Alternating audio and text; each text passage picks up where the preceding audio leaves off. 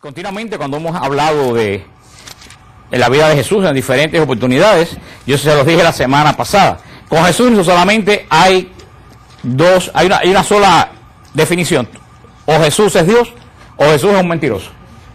No hay, tú tienes que escoger. No, Jesús no es un hombre muy bueno, no, perdóname, Jesús es Dios o es mentiroso. Una de dos, porque Jesús y los mismos judíos que hablaban el mismo idioma que Jesús saben de lo que estoy diciendo. Cuando Jesús le dice a paralítico en la piscina de Betesda, ahora cuando estuvimos ahí en la piscina de Betesda, al lado de la iglesia de Santa Ana, cuando Jesús le dice al paralítico, tus pecados te son perdonados. Y también en la casa de la suegra de Pedro, cuando baja el paralítico por la camilla, dice, tus pecados te son perdonados. ¿Qué le contesta a los fariseos? ¿Pero quién es este? Solamente Dios puede perdonar los pecados. Los fariseos se escandalizaron porque un hombre dijera, tus pecados te son perdonados, porque los judíos sabían que en el ambiente judío solamente Dios puede perdonar. Esas gente sabían que Jesús estaba actuando en su capacidad de ¿qué? De Dios. Tus pecados. Todos uno dicen, bueno, los sacerdotes perdonan los pecados. Sí, los sacerdotes perdonan los pecados, pero los sacerdotes perdonan los pecados por la unción que Jesús dejó en la iglesia del Espíritu Santo y en el nombre de Dios. El sacerdote dice, yo te perdono los pecados. Y dice, no, tus pecados son absueltos en el nombre del Padre, del Hijo y del Espíritu Santo. La única persona en el mundo que ha dicho, el hombre que ha dicho, tus pecados te son perdonados sin nombrar absolutamente a nadie, es Jesús. Luego entonces, perdonar los pecados es potestad ¿de quién? De Dios. Y los judíos así lo entendieron. También cuando Jesús hablaba, los hombres decían, nadie ha hablado de esta forma. Porque Jesús decía, los profetas, Abraham, Moisés le dicen, pero yo les digo. Por eso decían, ¿quién es este que se está poniendo por encima de Abraham y de Moisés? Abraham y los profetas, Isaías, Jeremías decían, el Señor dice tal cosa. Jesús no decía nunca, el Señor dice. Jesús decía, yo les digo tal cosa y tal cosa. O sea, hay pruebas durante toda la Escritura inequívocas de que Jesús, tú tienes que aceptarlo, o Jesús es Dios, o es el farsante más grande que ha pisado sobre la tierra. Y si Jesús es un farsante, cuando tú tengas cáncer o tengas un problema, mira a ver a quién va, pero Jesús no venga. También les dije la semana pasada que el Evangelio de San Juan es claro. Cuando dice San Juan, en el principio existía la palabra, y la palabra estaba junto a Dios, y la palabra era Dios. Aquí lo deja bien claro. Aunque los testigos de Jehová en la tradición Nuevo Mundo ha agregado era un Dios, pero eso es algo verdaderamente aberrante. Era un Dios. ¿Cuántos dioses hay? Y frente a Dios estaba la palabra, y la palabra era Dios. Dios de Dios. Lo dice el credo. O sea, la profesión de fe del Concilio de Nicea, que ustedes proclaman antes de comenzar el ofertorio de la Eucaristía, cuando se adentra en la Eucaristía, la profesión del Concilio de Nicea, la fe de la Iglesia, declara que Jesucristo es Dios, de Dios, Dios de la Trinidad que conforma la fe cristiana, la fe católica. Importante referente a esto, desde el momento que tú, porque tú eres un gran teólogo, porque tú eres un gran pensador y porque tú eres un gran filósofo y decides que la capacidad tuya te dice que Jesús no es Dios, desde el momento que tu capacidad te dice que Jesús no es Dios y tú crees que Jesús no es Dios, tú te quedas automáticamente fuera de la Iglesia católica, que de eso no se habla. Hay una cosa en el derecho canónico que se llama excomunión lata sentencia. Es un tipo de excomunión que es inmediata al hecho, que ningún obispo ni ningún sacerdote pronuncia la excomunión. Hay excomuniones que el Papa pronuncia o con obispo pronuncia. Hay que esperar que el Papa o el obispo pronuncie esa excomunión. La excomunión lata sentencia se ejerce desde el momento que una persona cae en una serie de hechos que dice el derecho canónico. Uno de los casos de excomunión lata sentencia es la herejía. Desde que tú sabes que algo es herético y tú lo estás aceptando, tú estás excomulgado en ese mismo instante del cuerpo de Cristo y expulsado al lugar de las tinieblas. Yo creo que de eso no se habla mucho. Así que todo que dice algo contrario a la fe de la Iglesia está automáticamente, ¿qué cosa? Excomulgado. Así, y la Iglesia, por eso es que no hay duda. El cristiano puede tener duda, sí o sí, o tú aceptas que Cristo es Dios, o te quedas fuera de la Iglesia. Punto. Aquí no hay más nada que hablar, aquí no se falta ni teología. ¿Lo tomas o lo dejas? Punto. Dios de Dios. No Dios de un Dios cualquiera. Dios de Dios. ¿De qué Dios se refiere el Concilio de Nicea? El Dios de Israel. el luz de luz. Quiere decir que Jesucristo es luz y proviene, Jesucristo que es luz, ¿proviene de dónde? De la luz. Luz de luz. ¿Por qué? Los gnósticos, esos que andan por ahí, que la nueva era son los descendientes de los gnósticos, porque el demonio, como le dije, gracias a Dios, no es muy creativo y siempre repite y repite la misma mentira, y los hombres siguen creyéndose las mismas mentiras. Los gnósticos predicaban en el siglo II que habían dos tipos de dioses. Ellos decían que estaba el Dios del Antiguo Testamento, que era malo, y que por eso que la Biblia, el Antiguo Testamento, se ve un Dios un poco así colérico, y estaba el Dios del Nuevo Testamento, que es bueno. Eso, y mucha gente lo sigue creyendo, sobre todo entre la gente de la nueva era, que Jehová o Yahvé era un Dios malo y que Jesús era un Dios bueno. Eso es la teoría de la nueva era, que todo es una unidad de dos mitades. Y eso es lo que ustedes ven que se ponen los muchachos que andan por equivocados, el símbolo ese de yin yang, que es una moneda o una medalla que la mitad es negra, la mitad es blanca. Quiere decir que todo tiene una cara y otra cara que es totalmente opuesta. O sea, por eso que dice que todas las personas tienen, hombre y mujer, todos tienen una parte masculina y una parte femenina. Que donde hay luz, la otra mitad es tiniebla. Que si hay un Dios bueno, hay un Dios malo. Eso es básico en la nueva era. Por eso la iglesia dice, Jesucristo es luz. Él lo dijo, yo soy la luz del mundo. El que no me conoce a mí, camina en tinieblas. Pero no es una luz que proviene de una oscuridad. Eso es una luz que proviene de otra luz. Dios de Dios, luz de luz. Dios, si queda alguna duda, lo vuelvo a repetir el credo de Nicea, Dios verdadero de Dios verdadero. Creemos en un Dios verdadero, que es la Trinidad, el Padre, que lo vimos en la primera parte del credo, que es un Dios verdadero, y proclamamos que Jesús también es un Dios verdadero. Fíjate que no es una doble repetición. Jesús es un Dios que proviene de Dios. Es una luz que proviene de la luz. Es un Dios verdadero que proviene de un Dios verdadero. Tres afirmaciones. Hermano, después de eso, si tú dudas que Jesús es Dios, tú estás automáticamente excomulgado de la iglesia y echado por de las tinieblas. Tengas el cargo que tengas, seas tú quien sea. Excomunión, eso se llama, se escribe látea. Látea, sentencia. Quiere decir que es una sentencia automática. No hay necesidad. Es como que comete un aborto. Inmediatamente, una persona que comete un aborto o que apoya un aborto, inmediatamente queda excomulgada de la iglesia. Por eso que los políticos que apoyan el aborto no pueden comulgar, porque están excomulgados de la iglesia. No tiene que el obispo, no tiene que el papa pronunciar excomunión. Están excomulgados automáticamente de la iglesia. Una pregunta para siempre. Acuérdate que vamos a dejar las preguntas para el final. Te voy a contestar, pero acuérdense que las preguntas dejamos para el final. No para siempre. La excomunión se levanta cuando la persona cambia de actitud y confiesa sus pecados y dicen en que estaba metido, y el sacerdote levanta la excomunión o tiene que ir al obispo para que el obispo levante la excomunión. Depende del tipo de pecado que existe.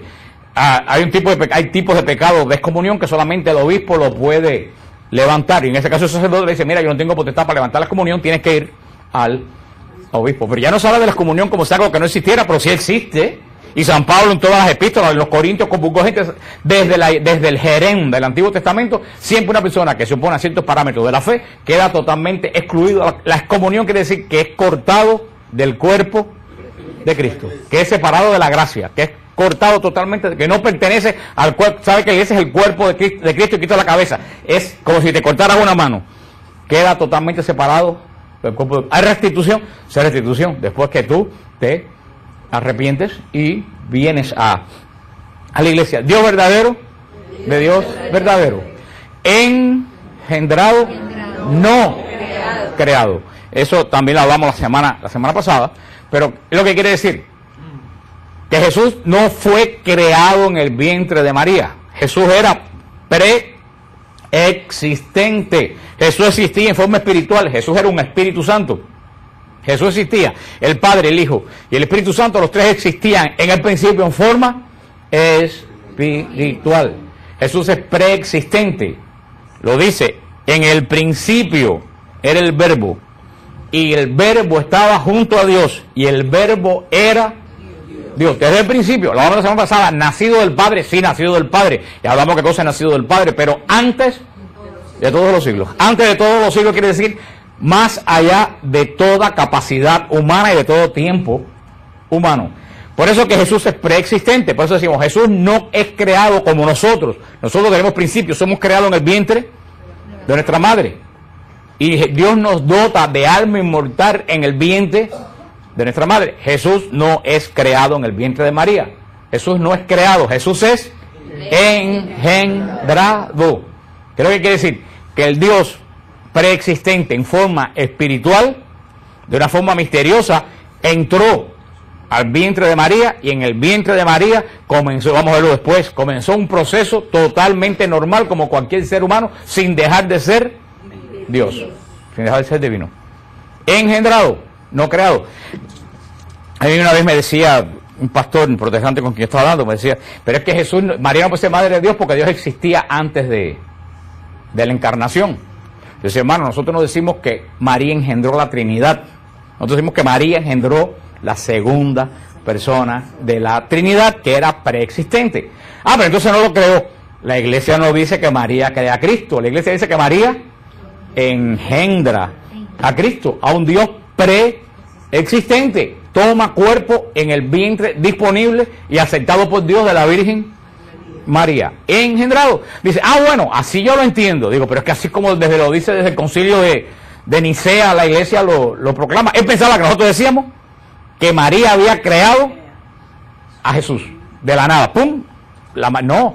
Entonces, bueno, ¿y por qué tú dices que es madre de Dios? Digo, ven acá, Bárbara Bush, ¿qué cosa es? Me dice, la madre del presidente. Yo digo, ella parió, cuando Bush nació con la banda presidencial. No. Entonces tenemos que decir no. Bárbara Bush es la madre del niño Bush que después fue presidente. ¿Eso tiene sentido? Nosotros decimos, Bárbara Bush es ¿quién? La madre del presidente. ¿Por qué? Porque ella parió a una persona que se convirtió en presidente. María es la madre de Dios. ¿Por qué? Porque ella parió a una persona que es Dios. ¿Jesús no es Dios? Sí, Jesús es Dios. Punto. Que ahí no hay más nada. Más veces, ahí no hay más nada que darle vuelta. ¿Qué cosa es Jesús? Cualquier cristiano tú le preguntas, ¿qué cosa es Jesús? Te dice, Jesús es Dios. Entonces, ¿cómo se llama la persona que lleva 9 meses a un niño en el vientre y lo pare? ¿Cómo se llama esa persona? Y si ese niño es Dios, ¿qué cosa es María? Pero usted tiene que ser muy inteligente para entender eso. No, porque María es la madre de Jesús. Cuidado, vamos a ver eso después, es una herejía.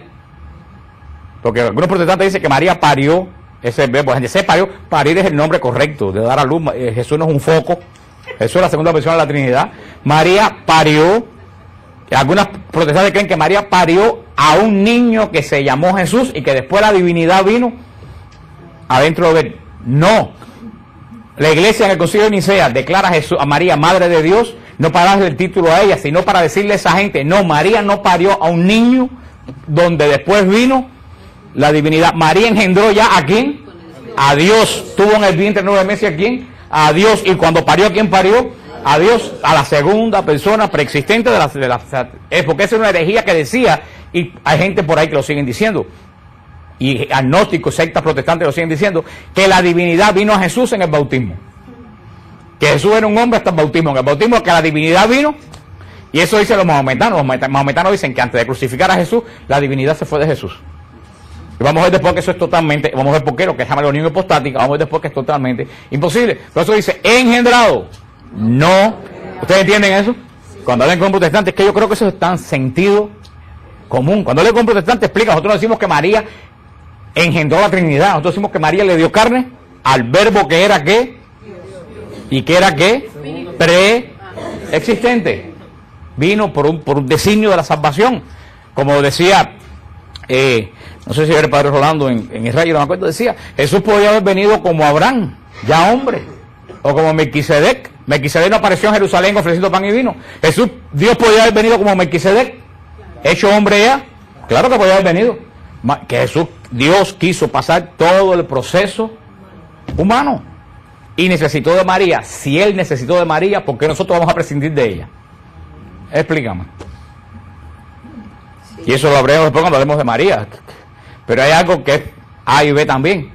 Jesús está bajo la ley como judío, ¿sí o no? Está bajo la ley. ¿Qué le pasa a un judío que desobedece la ley? ¿Qué le pasa a un judío que desobedece la ley? No, no lo saca. ¿Qué pasa a un judío que desobedece? ¿Está en pecado? Tan sencillo, un judío que desobedece la ley está en pecado. Si el judío dice no robar y el judío roba, está en pecado. Si dice no mentir y el judío miente, está en pecado. ¿Qué dice el cuarto mandamiento de la ley mosaica? Honrar al padre y a la madre. Honrar, la palabra honrar. No es como decimos, ay, honramos a los patriotas. No, la palabra hebrea para honrar tiene la misma raíz de la palabra adorar. No es la palabra adorar, pero tiene la misma raíz. Lo más cercano del honrar padre y madre que hay es venerar al padre y a la madre. Algo más allá de la honra. Jesús honraba a su padre. Por supuesto, ¿quién era el padre de Jesús? No, era Dios. El padre de Jesús era Dios. José es el padre legal, pero el padre de Jesús es Dios. Jesús honraba a su padre Dios y honraba junto con Dios. ¿A quién honraba? A su madre María. O sea, tú quieres ser como Jesús, honra al padre de Jesús y honra a la madre de Jesús. Punto. Si Jesús hubiera despreciado a la madre, Jesús hubiera caído en pecado contra el cuarto mandamiento. Y eso ya descalifica a Jesús como Dios. Engendrado. El credo, la traducción española es muy pobre del credo de Nicea que tenemos nosotros. El griego es muy rico, la traducción latina es muy pobre. Antes había una palabra en latín y que era más fuerte. Engendrado no creado de la misma que la naturaleza que el Padre. La palabra que se usaba en latín era consustancial al Padre. Esa palabra es más fuerte. No de la misma naturaleza, sino que Jesús es consustancial. O sea, no solo de la misma naturaleza, la naturaleza del Padre y la naturaleza de Jesús es exactamente la misma. Por eso me gusta dar la palabra consustancial al Padre. Ahora, para que la gente no se formara lío, ¿qué cosa es consustancial? Quiere decir, de la misma naturaleza. Estamos hablando, hermano, de cosas que no sabemos. Ni los padres del concilio, ni yo, ni ningún teólogo. ¿Cuál es la naturaleza de Dios? No sabemos. No sabemos. ¿Quién conoce la naturaleza de Dios? Nadie. Ahora decimos, lo que sea la naturaleza de Dios es la misma que tiene Jesús. Punto. Ahí no hay que especular. El que se mete en ese campo cae bordeando la herejía, porque no se sabe nada. ¿Quién, lo dice la Escritura, quién conoce las entrañas de Dios? El Espíritu Santo. Nadie más. Y le voy a decir, ese es el peligro de los apologistas, de los que hacen apologética, y es el peligro de los teólogos, que creen que uno tiene que tener respuesta absolutamente para todo. Y no, hay cosas que me preguntan que yo no tengo la respuesta porque nadie la tiene, y el que da una respuesta está diciendo mentira. Y yo prefiero decir, mira, no sé. ¿Quién conoce las entrañas de Dios? ¿Cuál es la naturaleza de Dios? Sabemos que es espiritual porque no es física. Porque no es física. Pero ¿qué más sabemos de eso? Nada más. El día que estemos en su presencia, y tampoco sé si estando en su presencia vamos a poder verdaderamente entrar al corazón de Dios. Dios tiene una naturaleza, lo que sea, no sabemos. Esa misma naturaleza que tiene, cuando hablamos de Dios estamos refiriéndonos a Dios Padre. Esa misma naturaleza que tiene Dios Padre, ¿la comparte quién? Jesús, de la misma naturaleza que el Padre. No es diferente al Padre. Volvemos a decir, ¿se acuerdan la anécdota de San Agustín? Se ha repetido continuamente. La gente sigue haciéndose las mismas preguntas de San Agustín, después que han pasado 1700 años. ¿Qué es lo que atormentaba a San Agustín? Que no entendía la Trinidad. San Agustín era un hombre brillante. Tan es así que después de San Pablo no ha habido a nadie más brillante en toda la iglesia, a lo mejor Benedicto XVI, que es un tremendo teólogo y un tremendo filósofo. Pero San Agustín le da la vuelta. San Agustín estuvo en los gnósticos. San Agustín quería tener respuesta para todo y no entendía la Trinidad, y dándole vuelta, y saben todo el cuento que el niñito que encontró con un balde cogiendo el agua del movimiento en un huequito, iba a la playa, cogía el agua y lo metía en un huequito. San Agustín le dijo, ¿qué haces, niño? Y dice, estoy metiendo el mar en el hueco. Y le dijo San Agustín, eso es imposible. Y el niño le dijo, más imposible es lo que tú estás pensando. Y la gente sigue. No podemos entender la Trinidad. Yo no les puedo explicar la Trinidad. Yo que le digo a las personas, la Trinidad no se explica, la Trinidad se adora. Punto. No, tú llegas al borde solamente donde tú te puedes arrodillar y adorar. No puedes comprender la Trinidad. ¿Quién eres tú? ¿Qué somos nosotros? Ponte en el cosmos. Mira el tamaño que tiene el cosmos. Las galaxias, las megaestrellas. ¿Qué somos tú y yo en comparación con todo el cosmos? ¿Qué somos nosotros? Absolutamente nada. ¿Cómo yo voy a penetrar el misterio de Dios. Cuando Yuri Gagarin, el primer ruso que subió al espacio, nunca se me olvida que subió al espacio, cuando bajó la pregunta, lo primero que dijo, estuve en el espacio y no vi a Dios. Y una guajira del pueblo mío lo dijo, que soberbio es una persona sin instrucción. Del pueblo mío, de un pueblo se llamaba Cabaña cerca, Manuela. Me dijo, que soberbio es el hombre. Ese hombre no ha subido 1/4 de la tierra y ya quiere ver a Dios. Y si ustedes se fijan, ¿qué subió Yuri Gagarin de la tierra? Nada, subió un poquito más allá de los aviones. ¿Y ya que lo que quería? Ver a Dios. La misma soberbia de la torre de Babel. Nosotros no podemos entender la Trinidad, jamás podremos entender la Trinidad. No, solamente podemos decir que no es una contradicción. Porque contradicción sería decir que 3 dioses son un Dios. Eso sería una contradicción. 3 no puede ser igual a 1. No decimos que 3 dioses es un Dios, decimos que 3 personas es un Dios. Es una cosa totalmente diferente. No es una contradicción, es un misterio con que se enfrentó la iglesia de los primeros tiempos. Jesucristo tiene que ser Dios, porque si Jesucristo no es Dios, ¿qué cosa es lo que hubo en la cruz? Un sacrificio humano. Jesús tiene que ser un Dios, pero ya tenemos al Padre. Entonces, ¿cuántos dioses hay? Eso fue el gran problema de la iglesia primitiva, por eso que Jesús dice el Jueves Santo. Hay muchas cosas más que puedo revelarle, pero ustedes no lo van a entender. El Espíritu Santo vendrá y será revelado. ¿Cuándo vino el Espíritu Santo? En Pentecostés. ¿Dónde el Espíritu Santo revela lo que falta al Evangelio de Cristo? En la iglesia. Por eso la historia de la iglesia es el Evangelio del Espíritu Santo. Porque la historia de la iglesia es la acción del Espíritu Santo revelando en nuestra iglesia. En los primeros concilios no fueron de los adventistas, ni los testigos de Jehová, ni los pentecostales, fue de la iglesia católica, apostólica y romana. Comprobable en cuanto diccionario existe en el mundo. De la misma naturaleza que el Padre. ¿Ustedes entienden eso? Pues yo no. Nada más que lo sé, que Jesús y el Padre son iguales, de la misma naturaleza.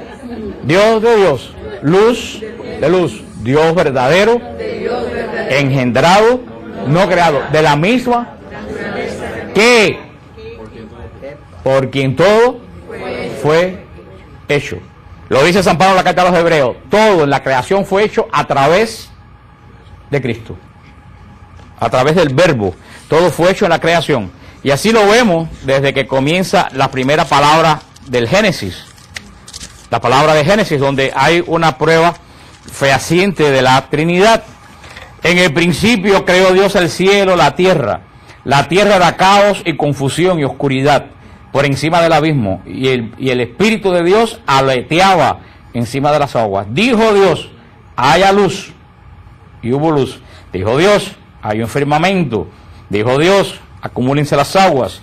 Dijo Dios, produzca la tierra. Dijo Dios, haya luceros en el firmamento. Dijo Dios, bullan las aguas. Dijo Dios, produzca la tierra animales vivientes. Dijo Dios, hagamos al ser humano a nuestra imagen y semejanza. Vemos que Dios no crea al mundo con sus manos. Dios no crea el mundo con las manos. Dios crea el mundo ¿con qué? La palabra. Dijo Dios, dijo Dios. Eso lo que dice esta hermana, no solo es palabra, es más que palabra, es verbo, porque es palabra en acción. Lo que en nosotros es comunicación, en Dios es Jesús. ¿Ustedes entienden lo que le digo? Misterio. Misterio. Yo estoy hablando por palabra a ustedes. Las hormigas hablan, pero se comunican. Ellos tienen un sistema de comunicación perfecto. Para ellos, la forma de comunicarse es lo que sea entre las antenas. Para nosotros, la forma de comunicarnos, ¿qué cosa es la palabra? A lo mejor una hormiga, cuando nos oye hablar, lo que oye es un trueno. Sí, ustedes no se pongan a pensar, esa cosa tan pequeña, a lo mejor lo que oye de nuestra voz no entiende nada, ¿qué es lo que oye? No está capacitada para entender lo que es nuestra, lo que en nosotros es la palabra, en Dios es Jesús. ¿Es un misterio? Dijo Dios, ese dijo Dios, ¿quién es ese dijo Dios? Ese dijo Dios es la palabra de Dios, ese dijo Dios es el verbo de Dios. ¿Quién es el verbo de Dios? Jesús. Todo lo hace Dios, no con las manos. ¿Con qué hace Dios todo? Con el verbo. Todo se hace a través de Jesús. Es algo que nosotros no entendemos, pero le puse el ejemplo, que tiene una forma de comunicación, las hormigas, los animales, nosotros tenemos otras. Hay diferentes tipos que nosotros no entendemos cómo una hormiga se comunica con otra. ¿No lo podemos entender? Ahora, porque yo no lo entienda, ¿existe la comunicación o no existe? Pues lo que nosotros no entendemos, no lo entendemos tampoco para arriba en Dios. El decir, bajo eso ustedes entienden mejor. Hay carros ahora que tú te paras y le dices al carro, ábrete, y el carro se abre. Y te dice, enciende, y el carro se enciende. Esa es otra forma de dar órdenes y que se crea toda una operación a través de ¿qué? De la palabra. Pues en eso, esa palabra de Dios que no entendemos era lo que nosotros, un sonido en Dios es Jesús. Generó a la segunda persona de la Trinidad, Jesús. Por eso que dice que todo Dios no lo hizo a través de sus manos, Dios lo hizo a través de su palabra, de su verbo. Y ese verbo tiene nombre y apellido. ¿Quién es el verbo de Dios? Jesús, encarnado en el vientre de María. Por eso que todo fue hecho a través de Cristo, a través de Cristo. Por eso, cuando todo se desarregló, ¿quién tiene que arreglar lo desarreglado? El mismo que lo creó. Si a ustedes le ponen un aire acondicionado con garantía y el aire acondicionado se le rompe, ¿a quién ustedes llaman para que arregle el aire acondicionado? Al que se los puso. Si ustedes hacen una casa y la casa se empieza a caer el repello y a moverse, ¿a quién llaman ustedes? Al contractor que te la vendió. Todo se creó a través de Cristo. Cuando el mundo se desarregló, ¿quién tiene que venir a arreglar el mundo? Aquel que todo lo creó. Por eso que Jesús no es el Padre ni el Espíritu Santo que viene a crear. Eso tiene una tremenda lógica. Si el verbo fue el creador y todo se desarregló, el verbo viene a arreglarlo. Por quien todo fue hecho. Todo fue hecho a través y para Cristo. Por eso Cristo viene al mundo a tomar en sus manos todo aquello que se había ido de sus manos por nuestra decisión equivocada. Por eso que la obra de Cristo no ha terminado. Porque todavía hay mucha gente que están fuera del control y de la voluntad de Dios. Cuando todas las personas que tienen que estar estén ya bajo la redención, entonces cuando Jesús habrá terminado la obra y regresará a entregarle al Padre del reino, como debió haber sido el séptimo día de la creación, cuando el hombre desarregló todo lo que Dios había hecho creado a través de Cristo, a quien todo fue hecho, que por nosotros los hombres y por nuestra salvación bajó del cielo. Vuelvo a decir, ¿por qué Jesús bajó del cielo? Por nosotros. Él fue el creador. Él no fue el origen de la creación, pero fue el motor de la creación. Por nosotros, para arreglar lo que nosotros habíamos desarreglado, se hizo hombre. Solamente por nosotros Dios hizo hombre. Y no se hizo hombre para otra cosa, sino para nuestra salvación. ¿Qué cosa es para nuestra salvación? Que nosotros volvamos a pertenecer a Dios. Al Dios del cual nos salimos por decisión de los primeros, que por nosotros somos, por nuestra salvación. Bajó del cielo. Lo que va a decir San Pablo después en Filipenses, cuando Jesús baja del cielo. Solamente una cosa mueve a Dios venir al mundo: nuestra salvación. Recuérdense lo que yo le dije: cuando tú caes en pecado, ¿qué pasa con tu relación con Dios? Se rompe. Dios no puede habitar. Dios y el pecado son totalmente incompatibles. Por eso cada vez que comienza la Eucaristía Católica, ¿con qué comenzamos? Antes de comenzar los sagrados misterios, reconozcamos nuestros pecados. ¿Y qué decimos después? Yo confieso ante Dios. Si tú no comienzas toda la oración, cada vez que voy a orar, por la mañana cuando sea, yo comienzo diciendo: Señor, soy pecador, me confieso pecador, perdóname, restitúyame la comunión con tu Padre. Porque si tú no te confiesas pecador antes de orar y pides perdón por los pecados que hayas cometido, tú estás hablando solo. Porque entre ti y Dios, no quiere decir que te vayas a confesar inmediatamente. Lo que hacemos aquí: Señor, yo pido tu perdón y yo te prometo que voy a sellar esta reconciliación contigo en el sacramento de la confesión, porque ahora no puedo. Y a eso restituye de intención tu comunión con Dios. Por eso tú no puedes empezar ninguna oración. Por eso que si queremos tener un modelo de oración, tenemos que entender la Eucaristía, que es el modelo de la oración. No podemos comenzar ninguna oración si primero no empezamos pidiendo perdón. Porque la comunión se rompe cuando el hombre desobedece a Dios, y lo he explicado un montón de veces. La comunión de Dios con el hombre se abismo total. Dios, en lo que llamamos cielo, que no es eso azul que vemos ahí, y eso lo dijo el Papa: el infierno no son lugares físicos, son sitios, son situaciones espirituales. Dicen, el Papa dijo que el infierno no existe. El Papa dijo que el cielo no existe. Al contrario, el Papa dijo que existen, pero que no es una situación física, es una situación espiritual. ¿Lo podemos entender? No.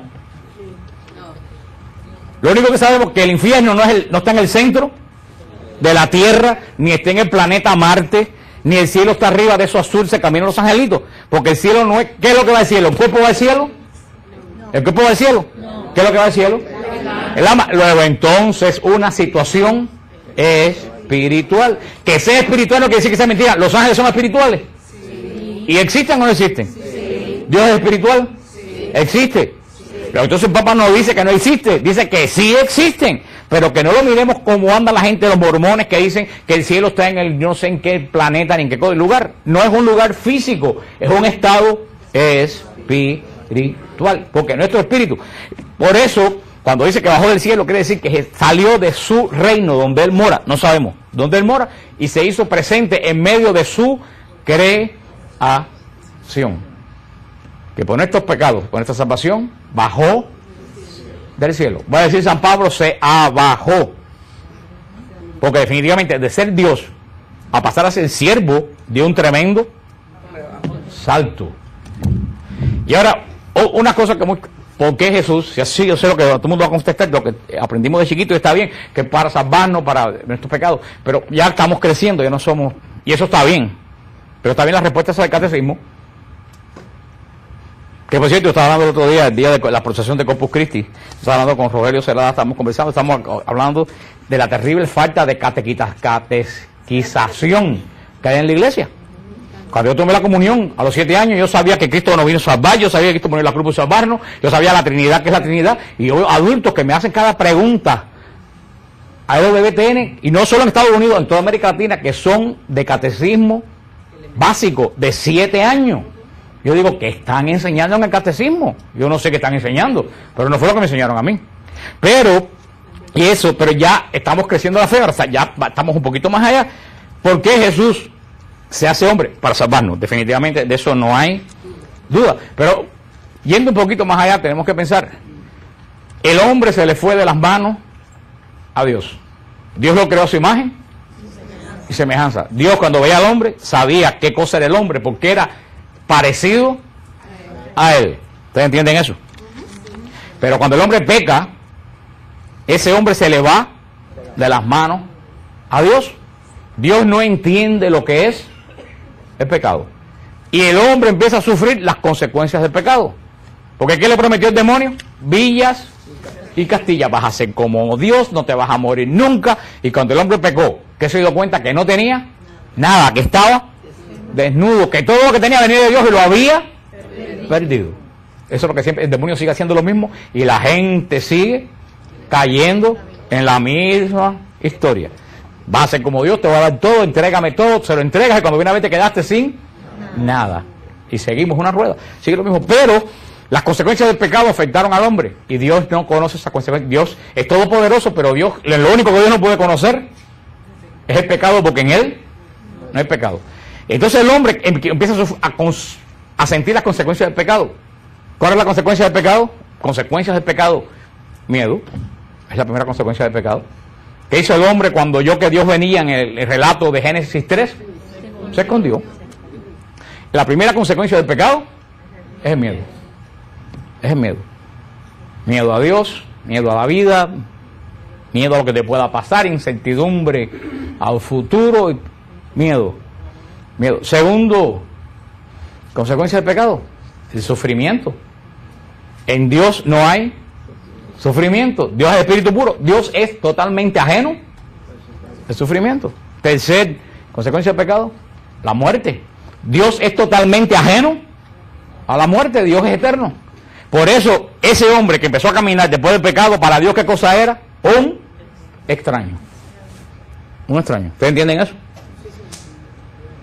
A veces que usted es un hijo, usted se le va de las manos y está mucho tiempo fuera, y cuando regresa a la casa, que empieza a hablar con usted, te das cuenta que es un extraño, que ya no tiene los valores que tú le diste, y tú dices, pero ahora como yo entiendo a este muchacho. Así le pasó, pero a mayor grado a Dios con la criatura. Por eso Dios se hace hombre para conocer todo, para conocer las consecuencias del pecado sin conocer el pecado. Por eso Dios hace hombre. Dios viene a conocer, Cristo viene a conocer que es el sufrimiento. Dios nunca había sufrido. Por eso yo siempre lo digo cuando llegamos a la cueva de Belén. Estas paredes de esta cueva han oído lo que nunca nadie en el mundo dio, a Dios llorar. ¿Qué es lo primero que hace un niño cuando nace? Llora. Primera vez en la historia de la creación que Dios lloraba en Belén. Jesús entra al mundo conociendo qué cosa es. ¿Por qué llora el niño? Porque lo sacan de un ambiente protegido a un ambiente totalmente extraño. Miedo. Jesús lloró por primera vez de miedo, de terror, porque vamos a ver después, cuando Jesús se encarnó en el vientre de María, era un niño como todos los niños. No, Jesús no salió del vientre de María dándole bendiciones eso hubiera sido un monstruo. A los niños Jesús lo pone bendiciendo para decir que es Dios, pero Jesús no nació bendiciendo. Jesús nació como todos los bebés. Como todos los bebés. Vamos a estudiar después como Jesús era verdadero Dios, pero lo dice San Pablo, se despojó de su condición divina para asumir la nuestra. Vamos a ver eso después como cuando hablemos de la naturaleza de Jesús. Pero Cristo se hace hombre para conocer el miedo. Cuando el hombre le decía a Dios en Israel, David le decía, tengo miedo cuando perdió el reino. Dios oía que David tenía miedo, pero Dios no entendía qué estaba pasando en el corazón de David. Porque Dios no sabía qué cosa era el miedo. Ahora, cuando Jesús suda sangre de miedo en el Huerto de los Olivos, cuando tú le dices a Jesús tengo miedo, Jesús sabe perfectamente qué cosa tú estás sintiendo. Cuando se murió Jonathan, que David lo lloró tanto, Dios podía saber el dolor de David, pero Dios no sabía qué cosa era la muerte. Cuando se muere Lázaro, que también Jesús llora, Dios entendió qué cosa es la muerte de un ser querido.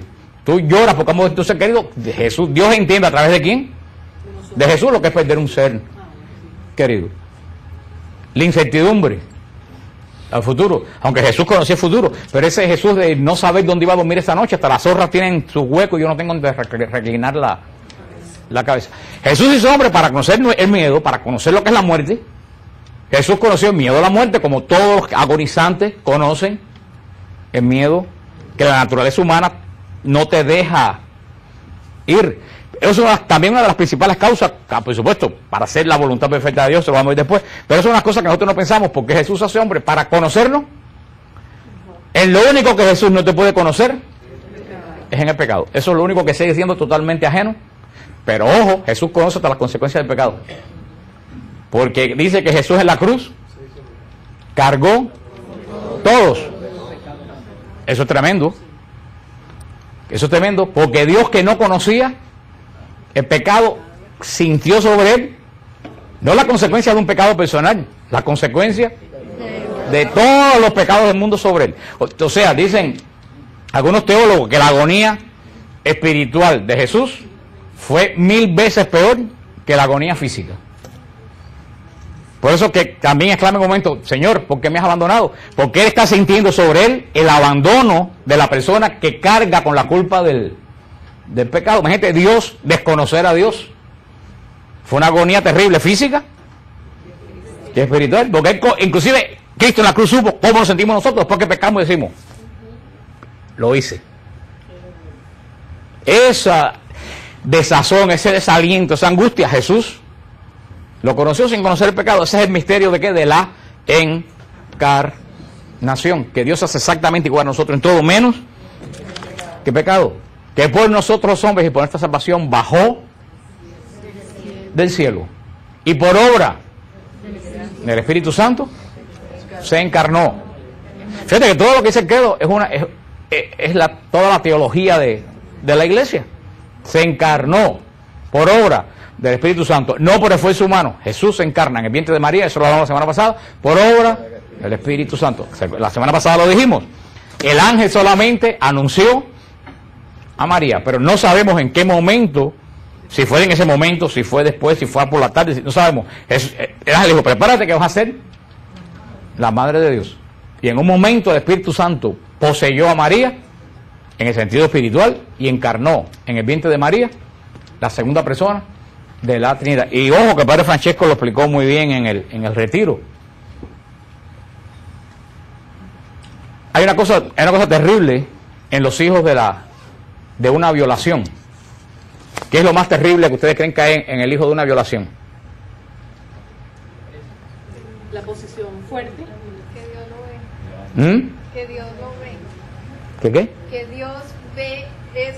No. Está presente. Dios está presente. Yo creo que lo más terrible cae en... Eso, ahí lo dijeron. Yo creo que lo más terrible del hijo de una violación es que nace sin el amor de ambos.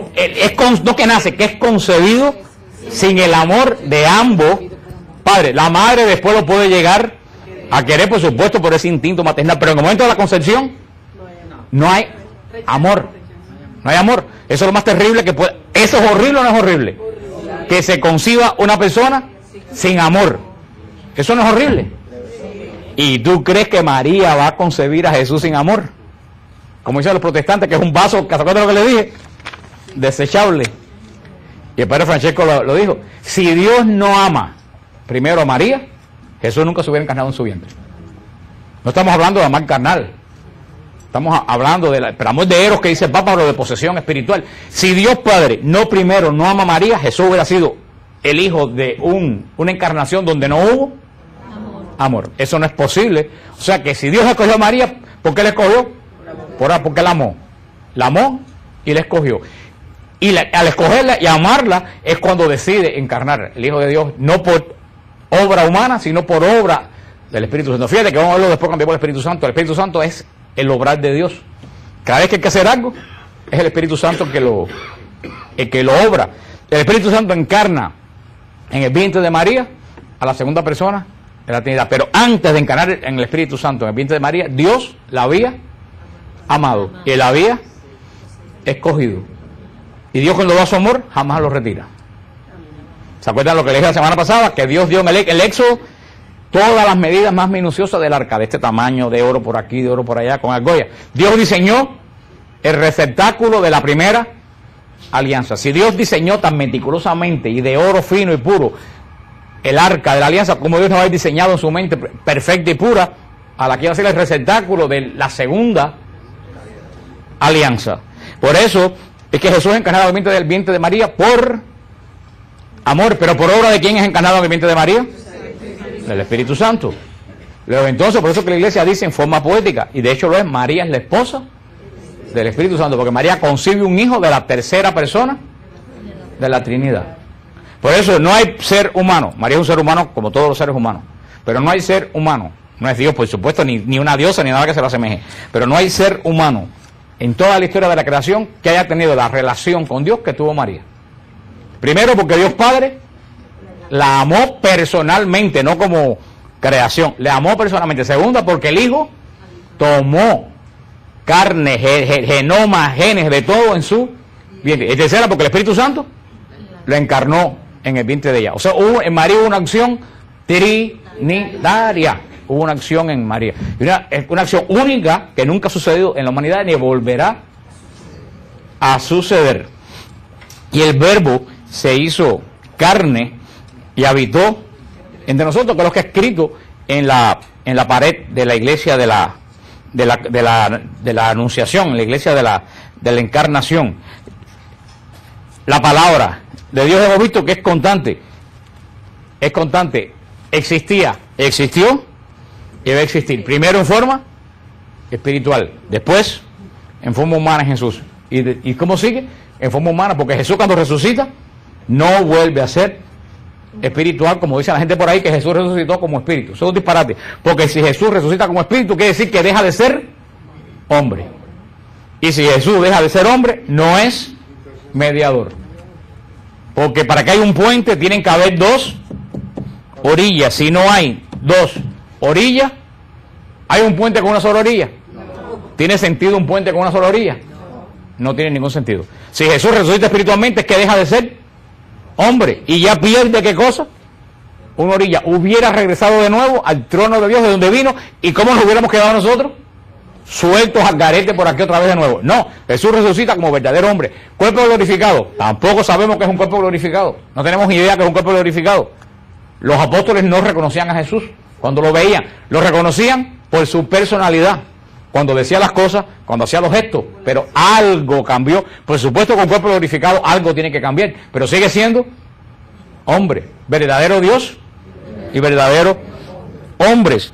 Hay muchos títulos que se le dan a Jesús que son de Dios y están en el Antiguo Testamento. Por ejemplo, el profeta Isaías dice que Dios es el alfa y el omega. El Apocalipsis dice que Jesús es el alfa y el omega. Dice el profeta Isaías que el Mesías lo va a llamar admirable, consejero, Dios fuerte, Padre eterno, Dios con nosotros. Todos esos títulos que identifican la labor del Señor Jesucristo, que lo hemos hablado de otra forma hoy, pero que patentiza quién es Jesucristo y cómo Jesucristo se ha encarnado entre nosotros.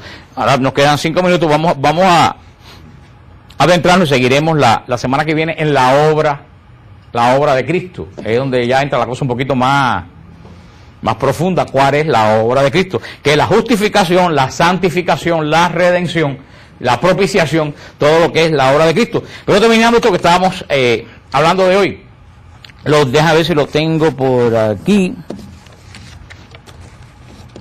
Aquí. El alma, con esto terminamos hoy, el alma y el conocimiento humano de Cristo. Apolinar de la Odisea, uno de los padres de la iglesia, afirmaba que en Cristo el verbo había sustituido el alma o el espíritu. La iglesia condenó esa teoría de Apolinar de la Odisea. La iglesia condenó y dijo que el Hijo Eterno asumió también un alma racional como la nuestra. ¿Qué es lo que decía Apolinar de la Odisea? Que en Cristo la divinidad había sustituido ¿qué cosa? El espíritu, el alma. ¿Se acuerdan cuando hablamos qué cosa es el alma? ¿Se acuerdan cuando yo explicamos qué cosa es el alma? Que el hombre, si venimos a ver, el hombre solamente posee espíritu, cuerpo físico y espíritu. ¿Qué cosa es el alma? El alma es la reacción del espíritu actuando en nuestro cuerpo físico.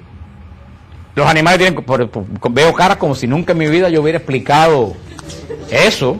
Sé que alguna gente no estaban cuando yo le expliqué, pero veo otras caras que si estaban aquí, están así, mira. Sí, como una vez cuando estábamos el año pasado, yo creo que María estaba, que yo di una explicación en la Mensa Christi de Israel, de que aquí Jesús preparó una cena, llamó a los apóstoles comieron, y fue el primado de Pedro, y en eso llega un padre colombiano que es de la Universidad Javeriana de Colombia, que entonces le pedimos que nos dé la misa. Cuando llega al mismo lugar de donde yo me bajé, le pregunta a la gente del grupo, ¿ya ustedes le explicaron qué sucedió aquí? Dijeron, no. Y entonces el padre empezó a explicar lo mismo que yo expliqué a todo el mundo. ¡Oh! Y yo 5 minutos antes había acabado de explicar. Yo expliqué lo que era el alma, y alguna gente estaban aquí. Yo dije que no hay alma, hay cuerpo y espíritu. El alma es, y lo pongo de ejemplo, ¿los animales tienen cuerpo? Sí. Tienen cuerpo humano, los puercos, las vacas, todo el mundo tiene ojos, nariz, cerebro, igual, aunque en distintas formas, pero igual que lo que tenemos nosotros. Ahora, ¿las vacas aman? No. Las vacas actúan por instinto. Ellos no aman, no tienen conocimiento.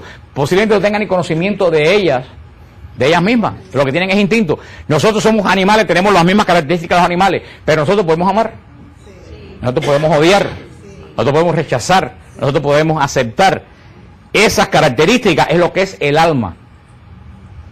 Que es el espíritu que está en mí actuando ¿con qué? Con el cuerpo, donde surge la inteligencia, los temores. Eso es lo que se le llama alma, un alma viviente, que yo no soy solo animal, que yo tengo reacciones espirituales porque tengo en mí el espíritu que es imagen y semejanza. El espíritu que es imagen de Dios y la animalidad de la creación, las dos se unen y producen ¿qué cosa? Lo que se llama el alma. Pero alma y espíritu viene siendo lo mismo. Ahora, los ángeles son espíritus, sí, pero no tienen cuerpo, sí, pero no tienen cuerpo. Entonces ellos, fíjate, esto es muy interesante, los ángeles no tienen emociones. Los ángeles no tienen emociones, son espíritus puros. Cuando Dios le dice al ángel, rescata a Abraham y al hijo de Abraham para que Abraham no saque, ¿qué fue el ángel? Lo rescató. Cuando Dios le dijo al ángel, destruye Sodoma, ¿qué hizo el ángel? Destruyó Sodoma. ¿Ustedes entienden eso? Eso es un misterio profundo. El ángel es servidor de Dios, él hace lo que Dios, el ángel dice, ay, pobrecito, mira lo que me mandaron a hacer. Eso nosotros lo hacemos. Por algo lo mandan a él. Eso lo hacemos nosotros porque tenemos, señores, y ojalá que ustedes entiendan esto, cojan esto serio, porque después de aquí la semana que viene, lo vuelvo a decir, ustedes están otra vez, mira, por la bobería. Ay, no sé qué fue lo que... Y de verdad yo no vengo aquí en bobería, yo vengo aquí a una cosa muy seria. Que después haga chiste o sea otra cosa, pero yo vengo a decir cosas muy serias que no se da en ningún lado.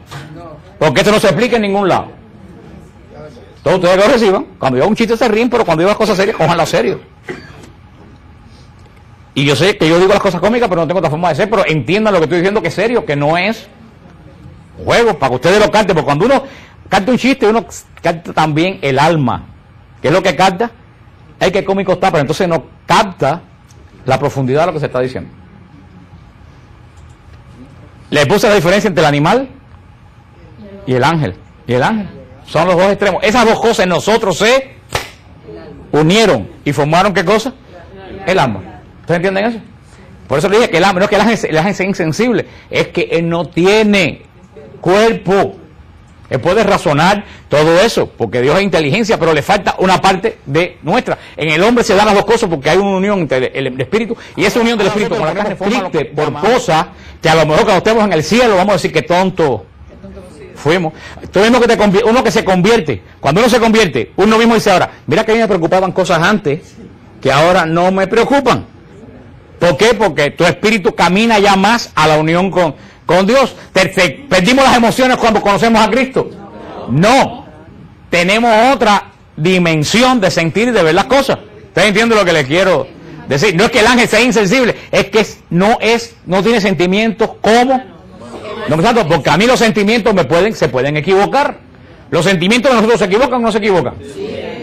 Porque el espíritu de Dios está unido a ¿qué? A nuestra animalidad. Y nos equivocamos porque somos imperfectos. Y por lo que le dije hace tiempo, ahora no me miren con cara de asombro, porque nosotros queda resto de pecado, aunque estemos unidos a Cristo, ¿cómo se acuerda cómo se llama? Concupiscencia, que sigue morando en mí y me sigue machacando y confundiendo nuestros sentimientos. Pero a lo mejor esto es un poco complicado. Lo que quiero decir que no hay tres cosas.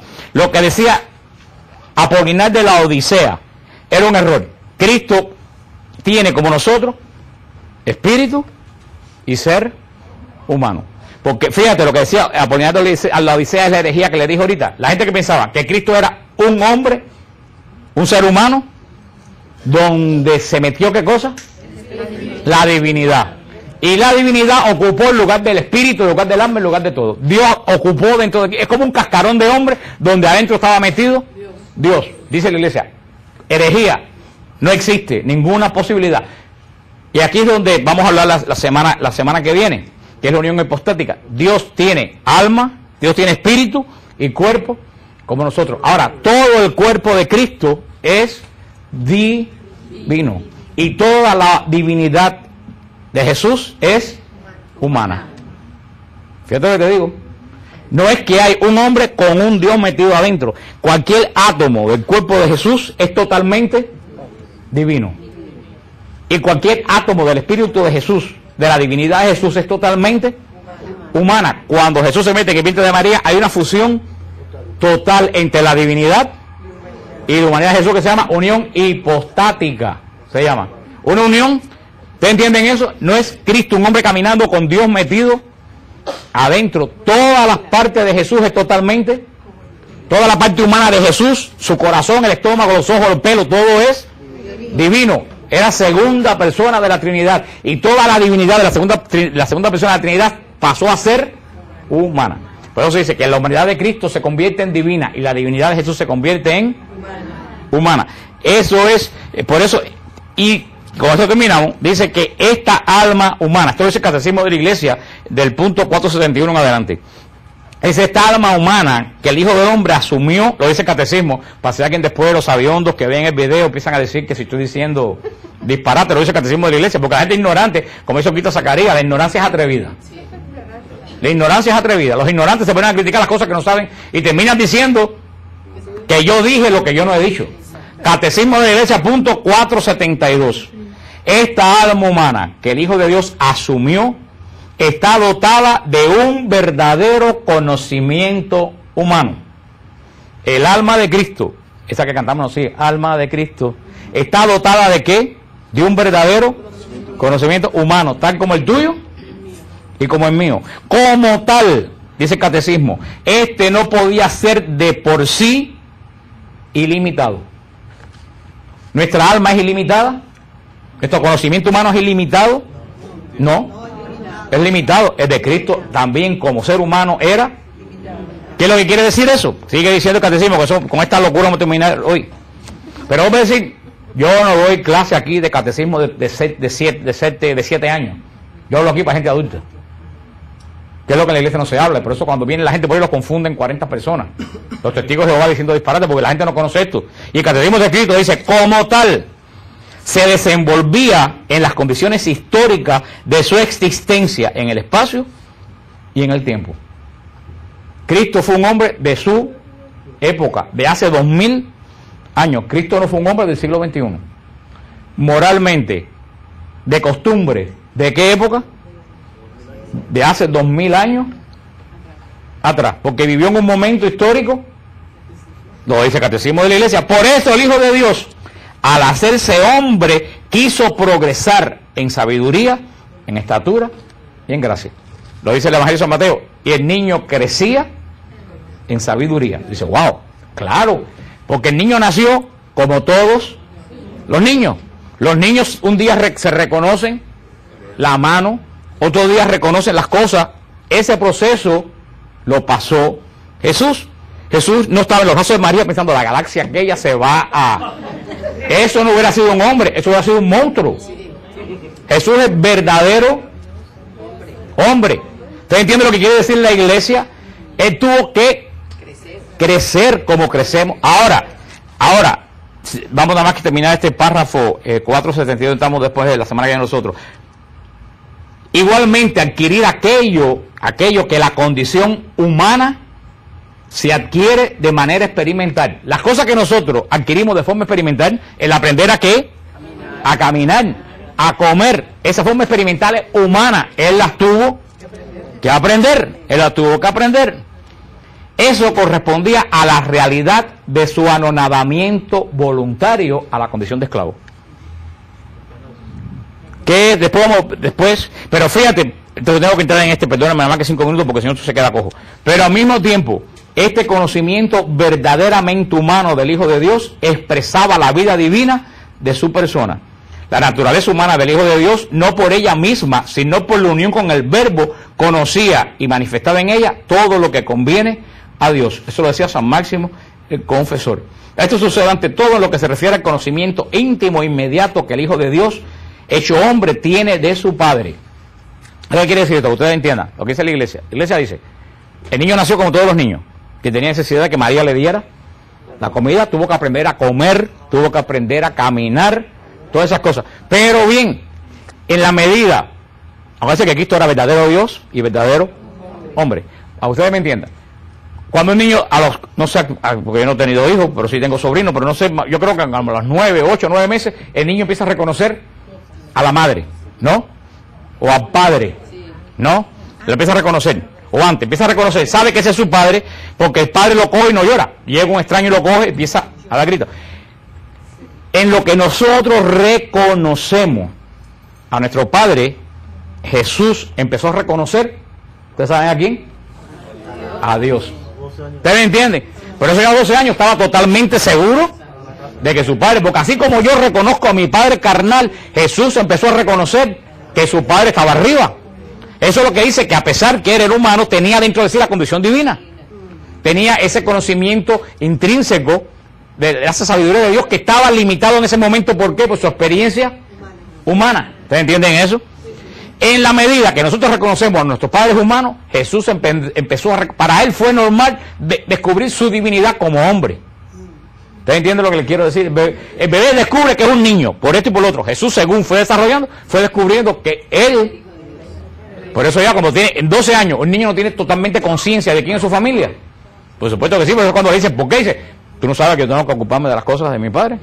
Ya a los 12 años el niño sabe quién es y para qué está aquí. Ya a los 12 años Jesús sabía que él venía de arriba porque había reconocido de una forma misteriosa que nosotros no sabemos.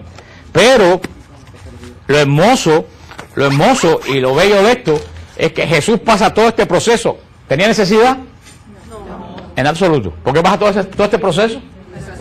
Por cada uno de nosotros, por conocernos a cada uno de nosotros en cada etapa de nuestra vida. Y nunca nadie se imagina a Jesús con 14 años, que los muchachos se ponen tan feos, que se ponen flacos y se estiran y se llenan de grano. Jesús fue un teenager como todos los teenagers. Y Jesús tendría rebeldía, que no serían pecados, por supuesto, pero tendría rebeldía como lo tienen todos los teenagers. Que la madre le diría, ven a comer, diría, no voy ahora, voy más tarde. ¿Tú me entiendes? ¿Por qué pasó? Y eso nosotros hemos perdido. Vemos a Jesús ya como Dios, no sabemos qué pasó, todas las etapas que nosotros pasamos. Por eso que Jesús entiende a cualquiera persona de cualquiera edad y de cualquiera forma. Fíjate si era así, que Jesús se fue desarrollando y nadie en el pueblo notó nada diferente. Pero cuando dice en la sinagoga, hoy se cumple esto entre ustedes, dicen, pero ¿de dónde salió el hijo del carpintero a decir que en él se cumple el profeta Isaías? La semana que viene, eso le digo, ustedes lo pueden adentrar del punto 471 del catecismo en adelante. Debido a su unión con la sabiduría divina en la persona del Verbo encarnado, el conocimiento humano de Cristo gozaba en plenitud de la ciencia de los designios eternos que había venido a relevar. O sea, lo que dice es que Dios tenía conocimiento infuso. ¿Por qué? Porque era verdadero Dios, pero ese conocimiento se fue ¿cómo? Desarrollando de una forma que nosotros entendemos como se desarrolla en nosotros el instinto natural. Pero que Jesús, cuando era un niño, era un verdadero niño. Aunque siendo verdadero Dios, me imagino que sería un niño un poco diferente. Pero a él Un poco. nunca le fue ajena su condición. No, nunca le fue ajena su condición humana, divina, nunca. Pero por eso hay veces nunca tuvo su divinidad. Él se fue desarrollando sabiendo quién era él, pero como verdadero. En lo que nosotros crecemos en conocimiento, en la escuela, nos hacemos arquitectos, Jesús fue creciendo en conocimiento humano, pero al mismo tiempo fue creciendo, sí, dice, toda chance que hablar, porque se va a salir para el techo, dice así, en conocimiento divino. Pero por eso muchas veces hay veces cuando uno ve estas cosas, uno tiene también que pensar que la labor de María y de José no fue fácil. La labor de María y José no fue fácil. Sí, Dios es que no sería tener a Dios en la casa, pero María y José tenían un muchacho al que ellos verdaderamente, con todo el amor del mundo, no acababan de entender. Era Dios. No lo entendían. Era Dios como tú vas a entender a Dios. Por eso que se pusieron bravos cuando se perdieron, pero dice, ustedes no acaban de entender quién soy yo, que no era un muchacho. Por eso no fue difícil la tarea.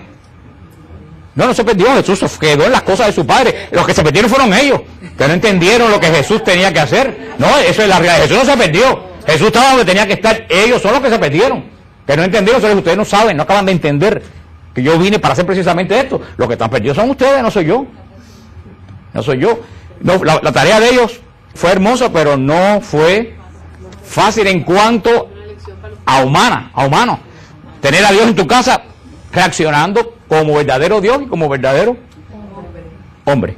Dice, di lo que te ibas a decir y ya terminamos. Quería preguntarte, A ver.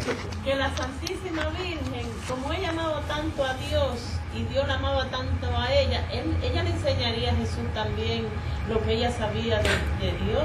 Por supuesto, pero claro, Jesús tuvo que aprender. Ahí está el misterio de Dios, que Jesús, siendo el revelador de la palabra, tuvo que aprender la palabra.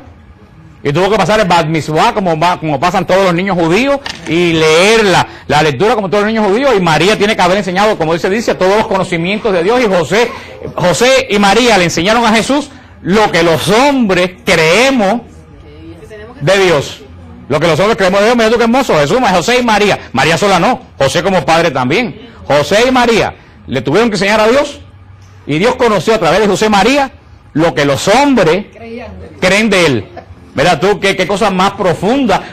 Sí, ahora yo le digo a la hermana, mira tú qué cosa más profunda, que Dios aprende de nosotros lo que nosotros creemos de él a través de José y de María, porque José es el verdadero padre de Jesús bajo la ley. ¿Por qué? Porque José le puso nombre.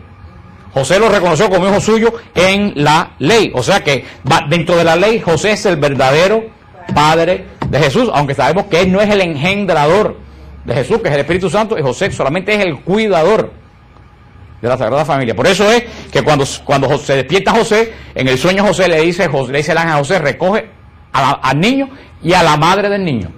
No le dice, recoge a tu esposa y a tu hijo, le dice, recoge al niño y a la madre del niño. Tú te das cuenta que María y Jesús forman una unidad totalmente independiente, que José es responsable de ello, pero hasta ahí llegó el asunto, aunque también el padre Francesco dijo, y con muy claro en eso, que entre María y José, aunque no hubo amor carnal, tiene que haber habido también verdadero amor de esposo, porque si no hubiera sido una familia disfuncional, lo cual es totalmente imposible.